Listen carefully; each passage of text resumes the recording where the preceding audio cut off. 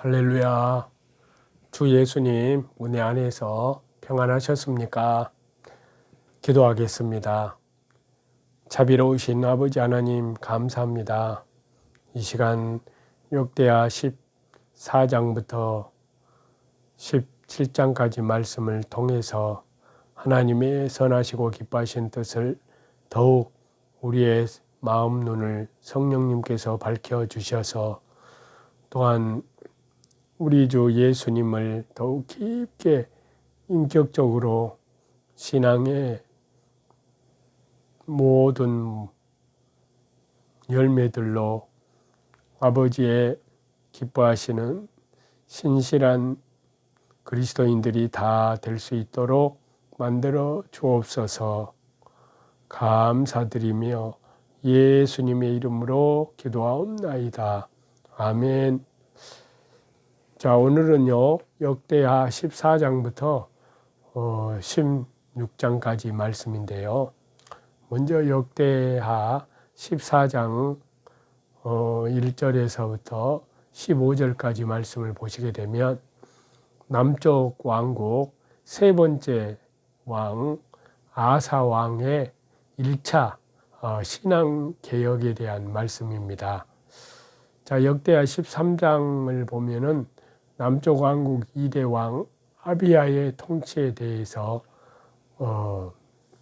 말씀한 데 이어서 자, 역대하 14장 여기에서부터는 16장까지는 남쪽 유다 왕국의 제 세 번째 왕 아사의 통치 행적에 대해서 말씀하고 있습니다.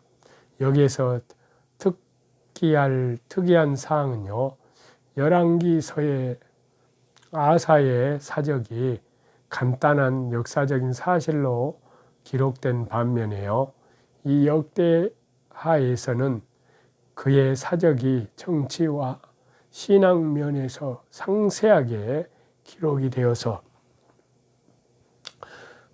믿음으로 그의 업적을 부각시키고 있다는 것입니다. 이것은 유다 왕국의 열왕들 가운데 아사의 신앙을 비교적 선한 것으로 평가한 성삼위 성령 하나님의 의도로 보입니다. 그 중에서 여기 말씀은 아사의 통치 초기 10년 동안에 행해진 일들을 서술하여 그의 경건한 믿음으로 말미암아 유다 왕국의 평안과 형통이 이루어졌음을 말씀하고 있습니다. 그 내용은요, 아사의 신앙개혁과 아사왕의 성읍 건축, 아사왕의 강성한 군대로 이렇게 구성이 되어서 말씀하고 있습니다. 그리고 크게는 전반부 1절부터 5절까지 내용을 보면 신앙의 개혁에 대한 내용이고요. 그리고 후반부 6절부터 8절까지 보면은 신앙의 개혁의 결과, 곧 개혁에 따른 축복의 사례로 볼 수 있습니다. 한편으로 아사 왕의 신앙의 개혁은 외적으로는 우상을 타파하고 내적으로는 율법의 규례를 준수하게 하는 등 외적인 개혁과 내적인 개혁이 국가적으로 동시에 단행되도록 하였다는 말씀입니다. 그리고 이러한 신앙 개혁에 하나님께서 축복을 하셔서 결과로서 유다 왕국은 평화를 누리고 성읍을 건축해서 국방을 튼튼히 지키고 군대를 강화할 수 있었습니다.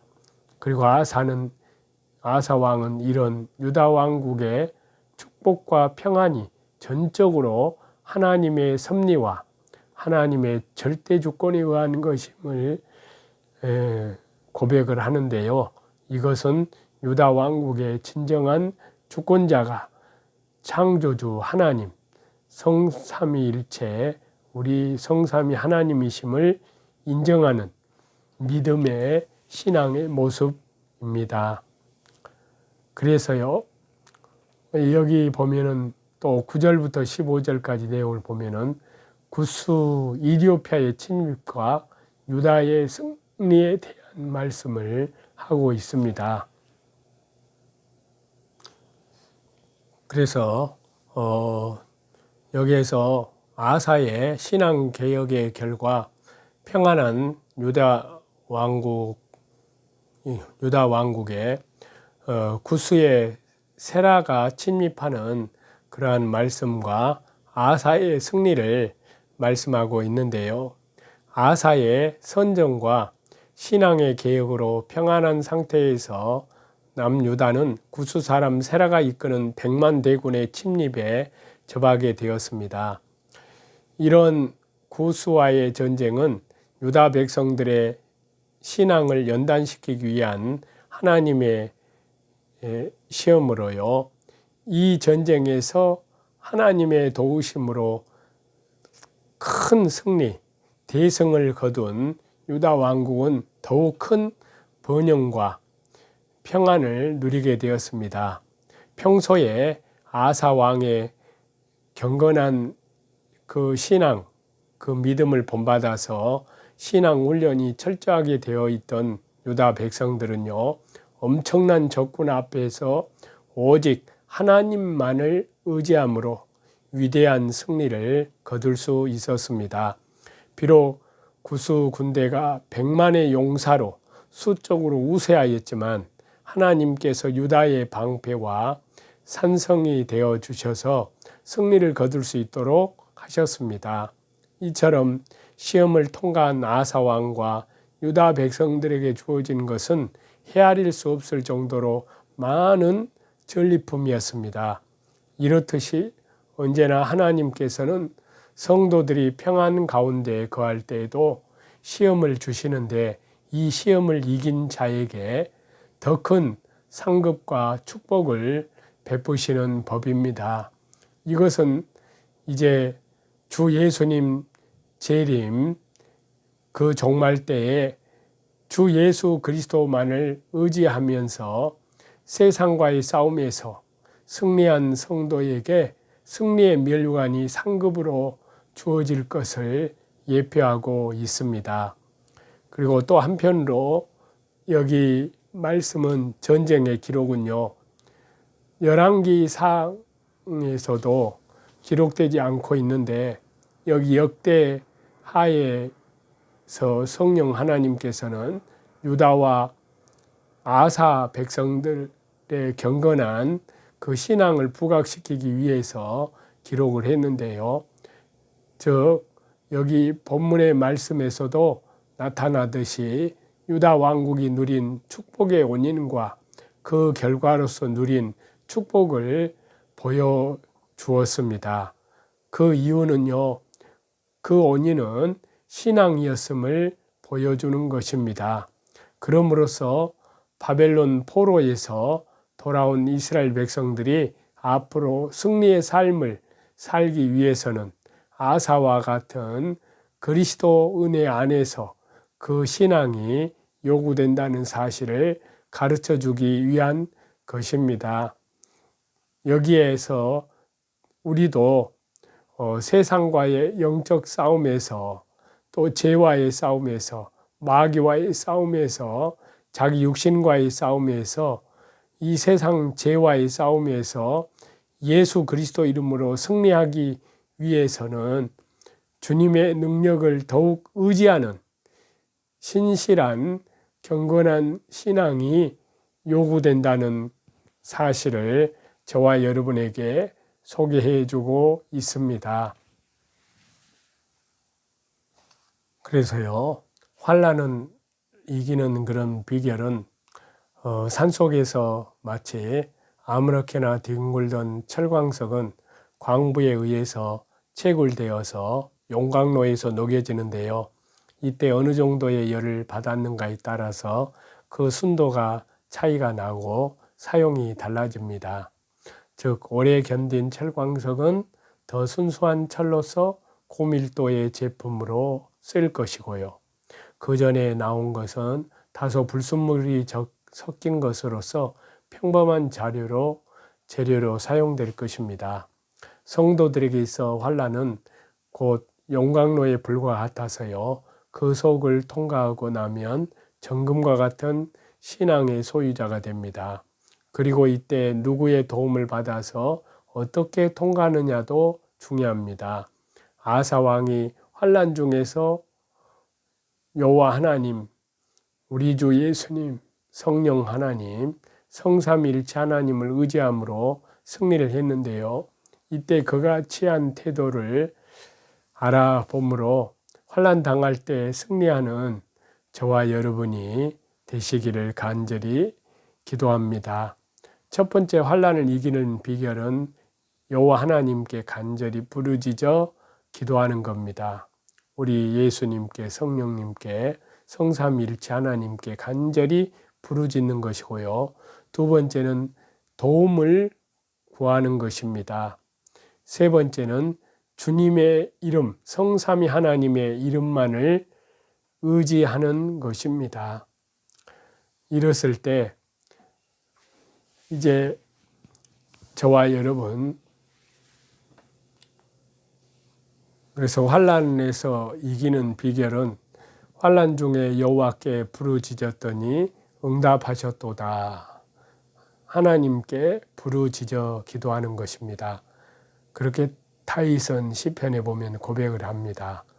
그래서 여기서 부르짖다는 것은 호소하다, 청하다, 외치다, 이런 기본 의미는 말을 걸다, 또한 여호와 하나님 되다, 있다라는 뜻에 거기에서 유래된 말로요, 자존자, 영원하신 하나님을 의미합니다.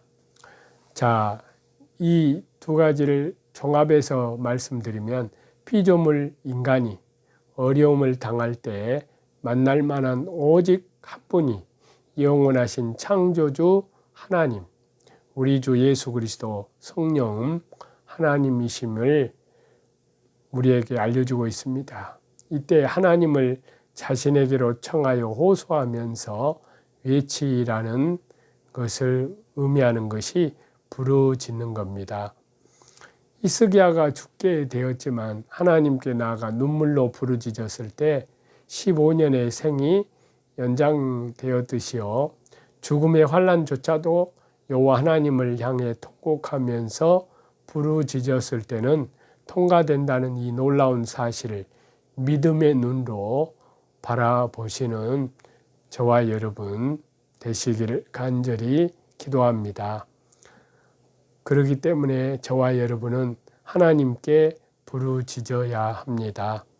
이러한 자각을 가진 지금이 바로 여호와 하나님, 우리 주 예수 그리스도 성령 삼위일체 하나님을 날마다 지성소에서 깊은 곳에서 예수님의 십자가 피를 힘입어 만날 때입니다. 가까이 계실 때 그를 부르라고 말씀하십니다. 이사야서 55장이에요. 그리고 두 번째는 환난을 이기는 비결, 두 번째는 도움을 구했습니다. 스스로의 힘으로 어려움을 헤쳐나갈 수 없을 때 도움을 구해야 합니다. 여기서 도우소서는 구원하다, 돕다, 또 둘러싸다, 방어하다. 자, 이것은 어려움에 처한 사람들을 암탉이 새끼를 날개 아래 모으듯이 포근하게 몸 전체를 둘러싸서 모든 환난에서 구원하고 돕는 것을 말합니다. 사실 예수님께서 예루살렘과 이스라엘을 향해서 몇 번이나 너희를 모으려고 했더냐라고 하셨는데요. 이처럼 그리스도께서는 죄악에 빠져 헤매는 자들을 환난에서 건지시기를 바라며 또한 그들을 불러 모아서 구원을 주시고자 합니다. 그러한 주 예수님께 도움을 구해 보았는지, 불꽃 같은 눈으로 주님께서 지키실 자를 지키고 계심을 믿는다면 지금 당장 전능하신 하나님의 도움을 요청하는 것입니다. 세 번째로 환난을 이기는 비결의 세 번째는요, 주님의 이름만을 의지했습니다. 성부, 성자, 성령, 삼위일체 하나님만을요. 그래서 그때 중동지방에서 이름은 단순한 호칭이 아니라 한 개인의 인격과 지위와 신분을 나타내 줍니다. 따라서 이름은 명예, 권위로도 번역이 되는데요. 또 여기에서 주는 여호와와 같은 용례로 쓰이는 아도니아로 주권자, 통치자를 의미합니다.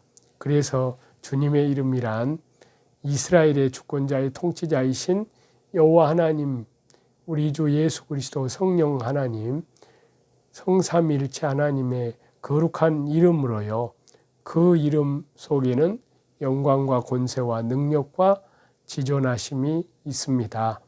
바로 이 높은 이름을 의지하라는 것입니다.